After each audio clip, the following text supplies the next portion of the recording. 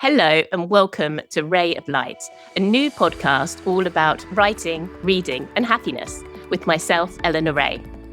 I write uplifting book club fiction, and I'd love my readers to feel better for having read one of my books. I want this podcast to have the same effect.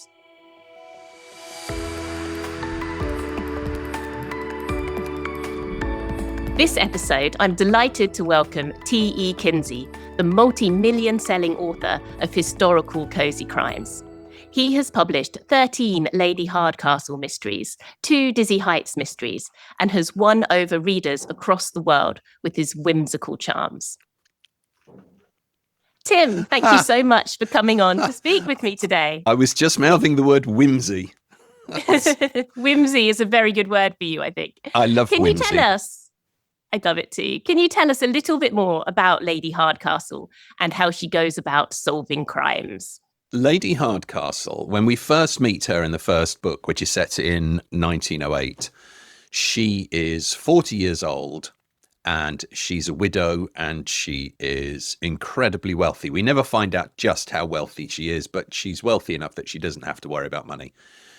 What we find out as the series goes on, actually we'll probably find out during the first book, but she used to be a spy for the British government. And together with her redoubtable lady's maid, Florence Armstrong, they averted all sorts of international crises, Europe, and originally in China and then through India and then back home in Europe. But by 1908, they've decided that they're going to retire for a quiet life in the country, hence the title of the first book.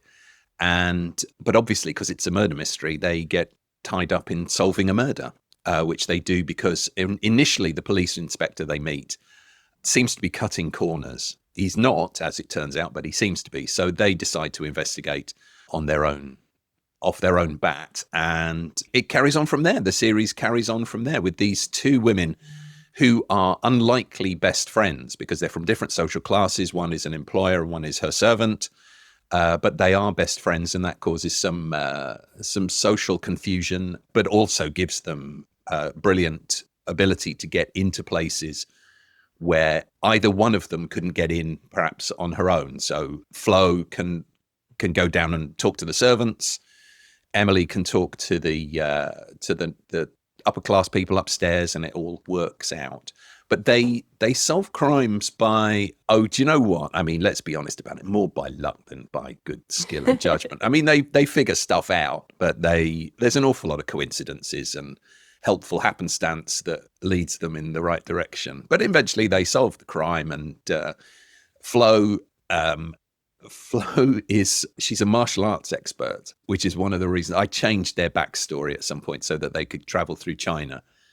And Flo could learn martial arts. And so there's all sorts of fisticuffs. She's also, which she wasn't originally, but she is also the daughter of a circus knife thrower. So she has extraordinary knife skills as well. But yes, Interesting. Yeah, there is a tale attached to how that came to be, but maybe we can touch on that later if when we get to some other stuff. But yeah, that's who they are.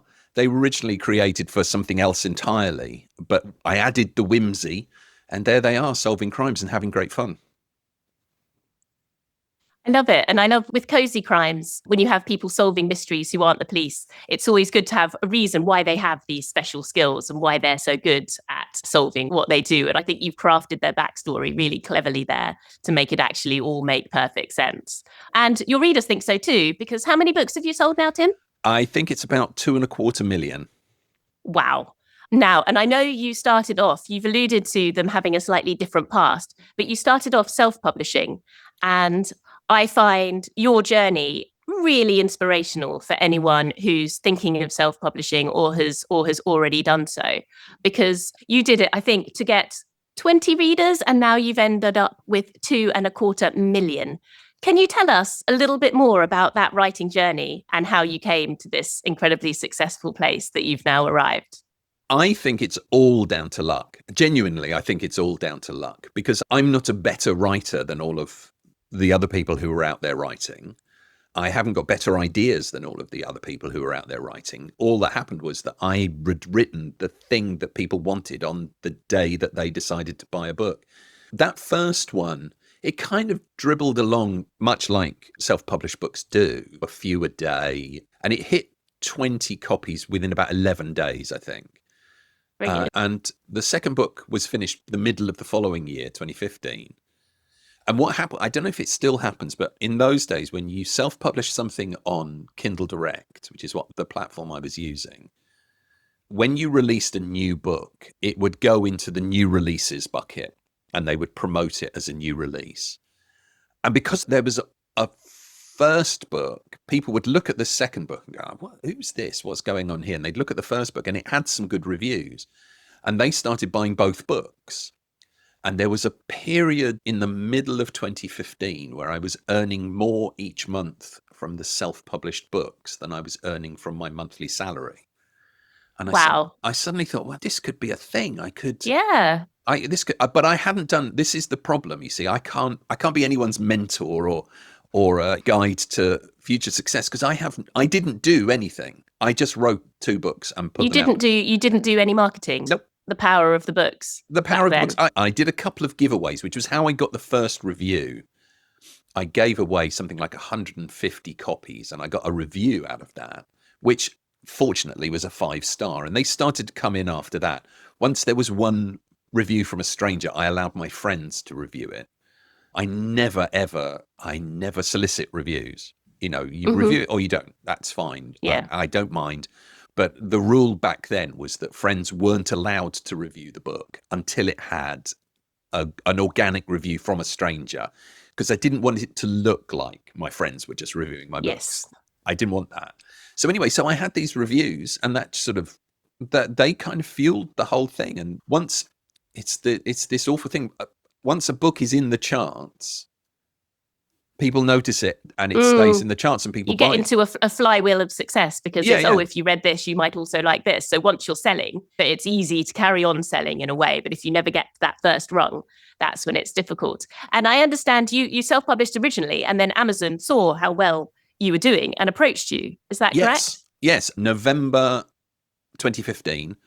I was sitting at work and I got this, I just picked up my phone because I don't know, I must have been bored maybe. And I picked up my phone and saw that there was an email, and it was from someone who said they were an editor at Amazon Publishing and they were reading my books and really enjoying them. And could we talk? And I thought, this is either a scam or it's one of my mates messing about. But I worked for IMDb, and IMDb is owned by Amazon.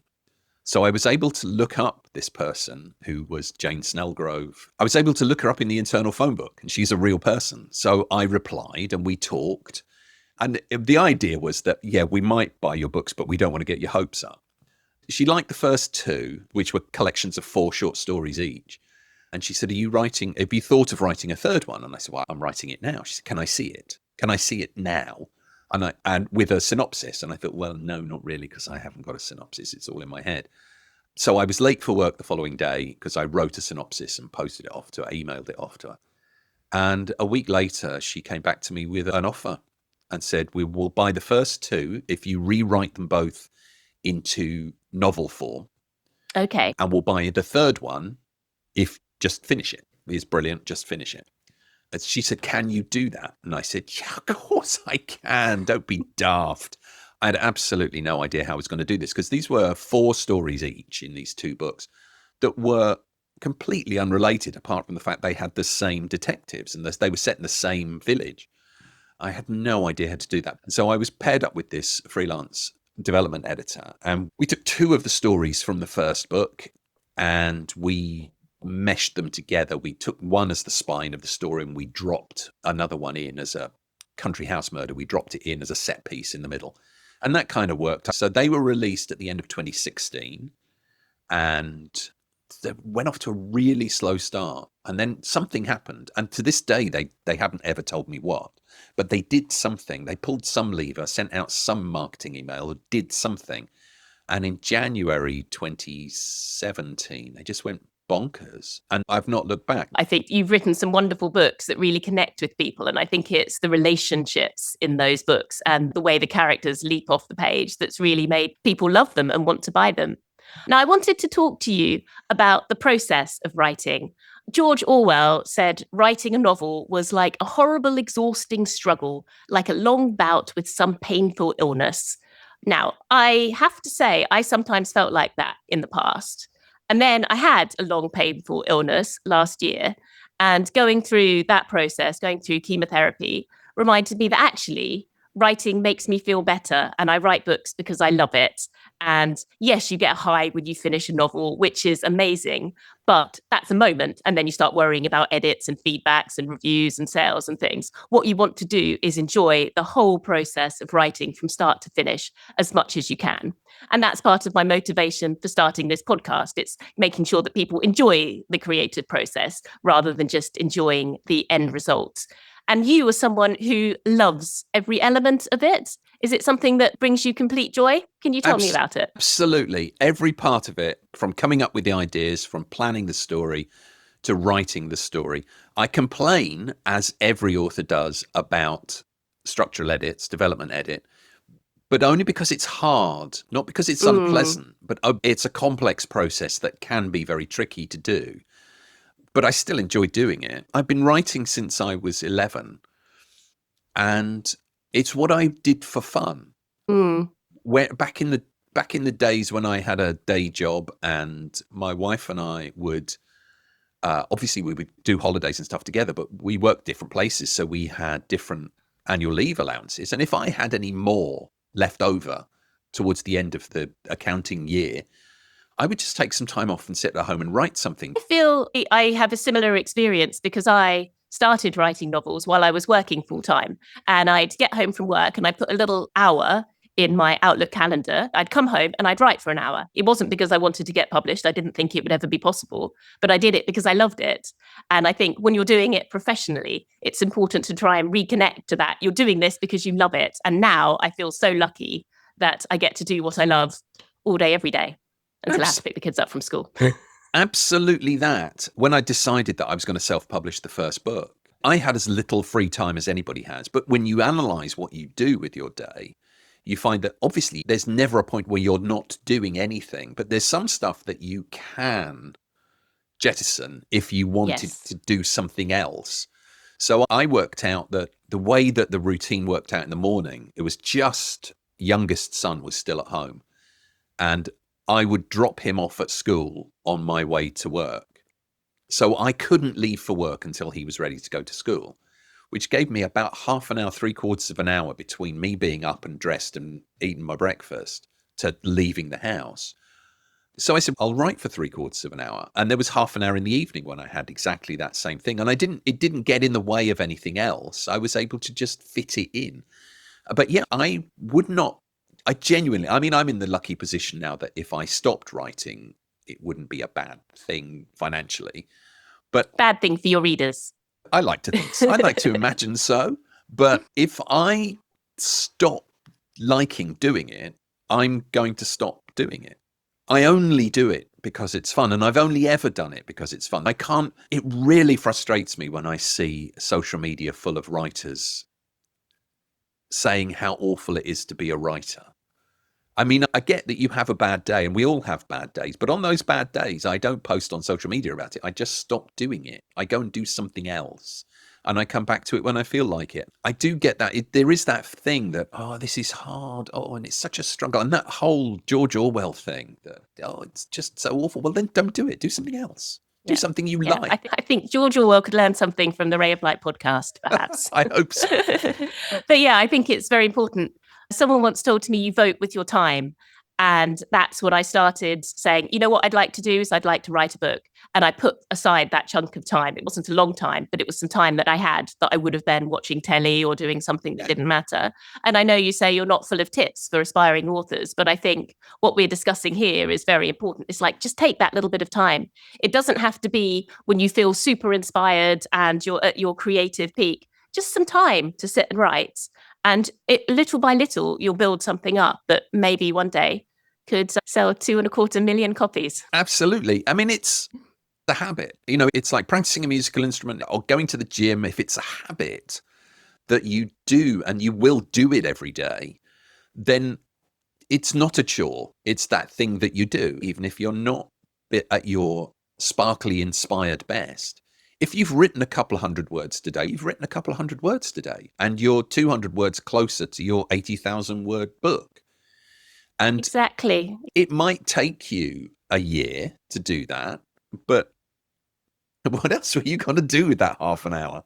You're not stealing that half an hour. You know, I didn't steal that half an hour from my family. I didn't steal it from important work. I didn't steal it from other stuff that I absolutely had to do.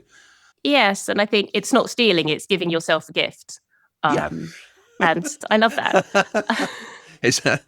I think the legal profession might. Yeah, I didn't steal that car, Your Honour. I gave myself the gift of a car. Yes, exactly. So talking of chores, how do you feel about research? You write historical crime and you write it very well. It feels very authentic. How do you go about your research? Is it a part of the process that you enjoy? Is it something that feels a chore? I absolutely love it. My degree, although it was thousands of years ago now, was history. And so I still love to read historical texts and textbooks and original sources. I love old newspapers and stuff. So I don't have any problem doing the research. The advantage I have now, 12 books into the series, is that the bulk of the major background research is already done. I know enough about Edwardian life that I can get the facts in, and what I don't know and what I do or what I make up is at least authentic. I've created, it's very obvious that if you're doing what I do, which is whimsy and fun times, that I'm not telling history. I'm not telling you the history of Edwardian life. I have very obviously created my own version of Edwardian life. But I do that based on facts. And if you can back it up with facts, you know, if someone says, oh, yes, well, that didn't happen. And you say, well, actually, yes, the general election in 1910 did last 4 weeks. It wasn't one day like we have now. It was a 4-week event. And they go, oh, was it really? Or what was the one? It's the one I always quote this one because it really bugged me at the time. I got marked down in a review back when I read reviews. I got marked down in a review because my characters wore wristwatches in 1909. And they said, oh, everybody knows that people didn't wear wristwatches until the First World War when army officers began strapping their pocket watches to their wrists. And I thought, oh my God, how did I get that so wrong? And I Googled it. And it turns out that Patek Philippe made a wristwatch for a Russian countess in 1860 something. And that must have been very satisfying. It was brilliant. The beginnings of each story come from an aspect of Edwardian life. Do you do your research at the beginning of a book? Because I do it partway through. I come up with the idea and then I think, oh no, I don't know very much about this. So for See the Stars, for example, it was about an astrophysicist and stargazing. Ambitious. And I'm not an astrophysicist at all, but I didn't want the research. The research bogs me down too early on. I want to write the gist of the story. And then when I'm maybe a third, 2/3 through, I go in and I fill in the gaps and I do my research. And luckily, my son, he's only 7, but he's very into space and the stars. Right. So we went and visited planetariums together. We went to Greenwich Observatory. I discovered that my husband has a friend who's an astrophysicist for the European Space Agency. So I got her to read the book and give me all these amazing facts I never would have known. But I can't do it at the beginning because I don't know enough about what I need to know. I like to do it partway through and then fix everything. But you sound like you do it the other way. You start from the research and that will make the story flow. It's the research that tells me what the story can be. So, you know, it's researching Edwardian film industry. So a friend of mine did his PhD on Edwardian film. And so I just took him to lunch one day and just plied him with really gormless questions about it. But it was that research, that conversation, which is research. I mean, it cost me the price of a burger. But it was that research that shaped the story, that told me what the story could be. I had a vague idea of what it would be like, but it was the research that shaped it. Similarly with the theatre or with, as I say, with the aviation thing, it's the research that tells me all the things that could happen and all the people who were involved and all of the events and the inventions and stuff that would shape what we were doing. And so, yes, I do it round the other way. Okay, brilliant. I do come up with, because I have to come up with the idea that I want to talk about movies. Yes, yes. You come up before with the idea, yes, that before will I lead you down a particular route. exactly before I know that I have to contact Swedish Pete and ask him if he'll tell me the secrets of his research for the price of a burger. Brilliant. And with your research, you told me a little bit about how you get your ideas from the research. Your books that you've written, do you have a favorite? Which one do you love the most? I think the one I actually do like most, which is called An Assassination on the Agenda, which I like. It's the one I enjoyed writing the most. I think that's what it was. So I'd said that these two were spies. And as the series progresses, they get sucked back into being spies again. Because by 1909, the Secret Service Bureau had been established. And it was just two blokes. It was Smith Cummings and Kell, I think his name was, who eventually became MI5 for home stuff and MI6 for foreign stuff by the time we get to the Second World War. Anyway, the SSB is founded in 1909. So I've got Lady Hardcastle's brother, Harry, involved in the foundations of the SSB, which is completely untrue because it was just these two guys. But I've got him involved in it, and he brings his sister back into the fold. So they're starting to work as spies again. And they go off and they do spy stuff, but we never know what it is. They just come back. In the next book, they'll have come back from some spy thing they've done. But because the readers knew that they'd been spies, and I vaguely told the story of how Lady Hardcastle's husband was murdered and they escaped in China and made their way overland across China into Burma and then down to India. The readers want these prequel stories, and they want that story, and they want the stories of how they were spies in Europe. So there's all of these stories that are untold. And they keep going, you should do the prequels, you should do the prequels. And my editor once said, you should do the prequels. And I said, yeah, but think of the research. I mean, I don't mind research, but that's just nightmarish. And also, there's a lot of fuss made in the very first book about the fact that it's their first murder investigation. So if we do prequels, they can't solve. Oh, of course. They can't solve yes. murders. Otherwise, have to retcon the whole series to make that work. Yes. So I said, people aren't going to like it. So I said, why don't we test the waters with a book that is an espionage story and see if people go for it? And I just loved doing that. I set it in London, which I had never done before. I usually set them either in the fictitious village where they live, or they've been to Bristol, they've been to Weston-super-Mare, and they've been to a made-up place in Rutland. But they'd never been to London. And so I was able to do all this stuff they're around Docklands, and they're around the Bermondsey, Southwark area on the south of the river, again, around the docks and stuff around there. And I got maps and I got all this research. And I bet it was a really colourful time in London back then. Oh my God, it was brilliant. I loved writing. And there's probably far too much historical stuff in it, far too much detail about the exact route that you would take, because I was just so into it. So that's my favourite. That's the one that I like the most because I enjoyed writing it so much. I think that's the one. Wonderful. That's brilliant to hear. So talking about favourites, can you tell me about a book you've read, not one of your own, that you absolutely love? And what I wanted from this is one that maybe our listeners might not be familiar with. So something that's not necessarily a bestseller yet, but you think is a hidden gem, something that's brought you some joy, some happiness, or you think is just a real treat to read that you would suggest. Yeah, absolutely. So I am asked very often to read a book, to comment on it, to blurb it so they can have a comment for the cover. And I've done it for a few people. And, they've been some brilliant books. Anthony Johnston's Dog Sitter Detective book I loved. And there's a few others that I've loved. But sometimes you read them and you think, I'm not sure that this is for me. But I got this one by Sally Smith, and it's called A Case of Mice and Murder. And it's set around the same sort of time as my own books, but it's set in London in the Temple where the barristers live. It stars a barrister, and he has to solve a murder, a weird case of finding out who the author of a book is about the church mice from the Temple Church. And there's something about Sally Smith she's a former KC. I think she's retired now as a KC, but she's a barrister and she'd worked in the Temple, and her voice was just perfect. It was one of the best if not the best cozy crime I had read up to that point. It was just brilliant. And I wish more people were aware of it. I wish more people could read it and enjoy it. It's, again, because it's my period, I'm appalled by how much more authentic it is, period-wise, than mine, because I have to add whimsy. But no, it is brilliant. A Case of Mice and Murder. A Case of Mice and Murder. Brilliant. Thank you very much for that, Tim.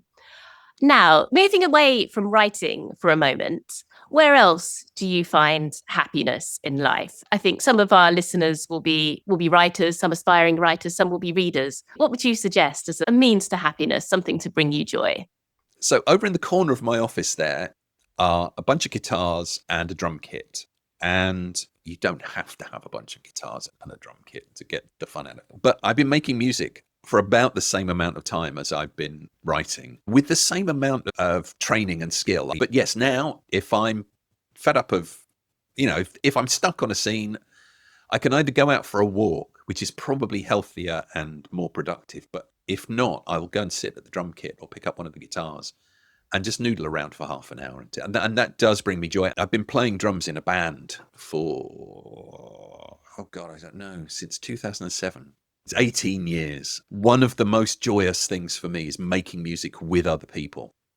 I think it's interesting that you've chosen something else creative, but something physically very different. Because one thing I never liked when I first started writing, as I said, I'd work during the day and then I come home and open up my laptop and carry on writing. And it was physically so similar to what I'd been doing during the day. So I used to trick myself to make it seem a little bit different. So I'd lie on the sofa with my laptop on my lap instead of sitting at a desk. And that's still how I write to this day if I'm sitting upright. I can't, it's too much like being in the office. I don't enjoy it. But things like playing an instrument or painting or walking or cooking even, it's just physically a little bit different to that kind of sitting down and writing. And so one thing, I wrote my first couple of books while I was working, and then I wrote a book while I was on maternity leave. And I found that the physical difference between kind of pushing a baby along in a pram and carrying a baby around and then sit down, get my laptop out, write, that physical difference was really refreshing. And I think it's really important that you don't spend all your time in the same position. Things like that just give you a nice break. How did lying on the sofa with a laptop work while you were pregnant? It was a challenge. I had to build up some pillows around it because the laptop got really hot on the bump. So you had to make sure you didn't overheat. And then later on, once I've had the baby, I kind of used another kind of collection of cushions to sort of balance the baby on my shoulder or wherever, so I could carry on typing at the same time. And then when they got a bit bigger, they started joining in on the typing, and the book suddenly got a lot more literary when you have a baby. A baby contributing. So then I just write in nap times. But again, it's that kind of physical difference and that kind of difference in motion and position that I found really helpful. But it's doing it with other people. I think it's the social aspect of it as well. Important. So, I mean, I can no longer sing, but I would join a choir if I could. Because, again, I was in school choirs and I just love that thing where, a collection of voices, harmonies and stuff. I've always been a sucker for harmony, but especially vocal harmony. But yeah, doing it, making music with other people, I think is my proper pleasure. But even just noodling around on your own is very satisfying. And I broke my wrist 2011, I think I broke my wrist, and the orthopedic surgeon said, oh yeah, you'll never get full motion back in that wrist and you'll get arthritis in it as well. Ha ha ha. They were one of those supportive, one of those special surgeons. And because I play the drums, I do have full range of motion in my left wrist, which I shouldn't have, apparently. But I'm convinced it's drumming that's done it. So again, it's good physical exercise as well. Yes. And I think you make an important point about doing something with other people, because writing can be it's quite a lonely thing. You're sitting there writing, which I enjoy a lot of that. I like not having to be around people all the time. But it's nice to have a social aspect to it as well. So I started writing my first books as part of a writing group. So we'd write and then we'd come together every 6 weeks or something. We'd share what we wrote, we'd get feedback, and then we'd kind of go back to it on our own. I mean, again, that's one of those things that I'd have to rely on other people to recommend. I can't think of anything that I would hate more than trying to share a work in progress with strangers. Even if they were strangers who had become great friends, I just couldn't do it. it has to be perfectly run. So I'm very lucky that the person who runs my writing group, who might come on the podcast one day, Philippa Excellent. Pride, she's Stephen King's UK editor, and Right. she creates this amazing safe space where you feel you can share what you've written, because it sounded terrible to me as well at the beginning. But actually, I love it, and I find it really motivating, and it gives me deadlines, and it makes it social in a way that writing isn't always. So, can you tell me a little bit more about what's coming up next? You've just published Lady Hardcastle book 13. It's I believe. officially it's book 12 because the Christmas story is Yes. the Christmas story from 2017 is a short. So what's next? I'm working on the 13th one. I'm due to submit that by the end of this month for publication next May. Sneak peek. I haven't done a country house since book 3 in 2017. And so I wanted to do a country house, but I'd been to Holy Island last year. So we'd been to Holy Island and we'd been to Lindisfarne Castle. So you can only get to Holy Island at low tide. So you've got 2 opportunities a day to get onto the island. And Lindisfarne Castle was built reign of Henry VIII as a protection against the Scots and fell into disuse, blah, blah, blah. It was bought by the editor of Country Life magazine sometime in the early 1900s. And with Ned Lutyens as the architect, he turned it into a country retreat, and it became his country house. And he would take his friends there. And there was one guy, Lytton Strachey, I think, who mostly just complained about how awful it was to get to, which I thought was hilarious. And they just drank and stuff. And there was a famous cellist of the time that used to go there as well. And I just loved the idea of this converted fort that was now a country house where everybody lived, where they just went for their country weekends. So I wanted to do something like that. So I moved the fort to the Devonshire coast. I removed the causeway so that you could only get there by boat, so that I could strand them there.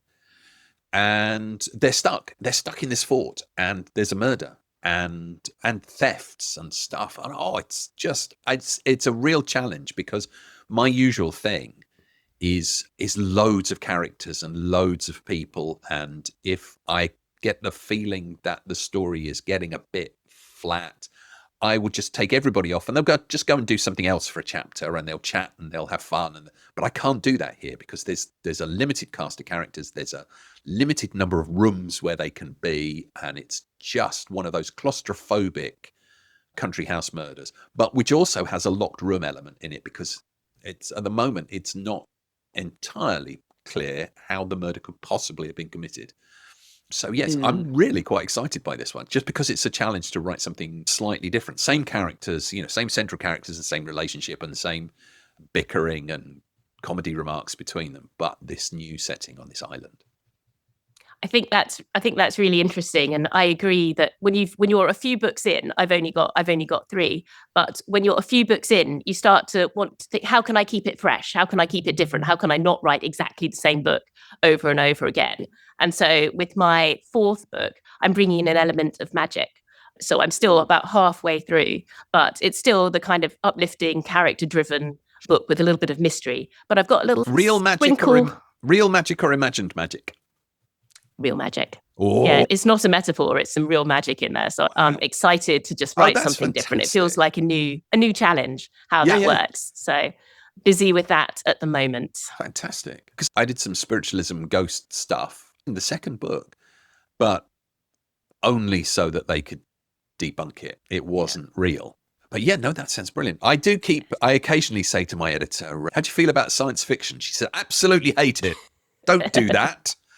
So, we're not going to have any time travel. That would be a laugh, wouldn't it? Have your historical characters time traveling? Oh, that would be amazing. Maybe a special one time. Special short story where they travel through time. Self-published special, that would be great. Yes. Brilliant. Well, thank you so much, Tim. And thank you to everyone for listening. Tim's latest book, The Beast of Littleton Woods, is available now on Amazon. So I hope you've enjoyed Ray of Light. If you have, please do subscribe for more.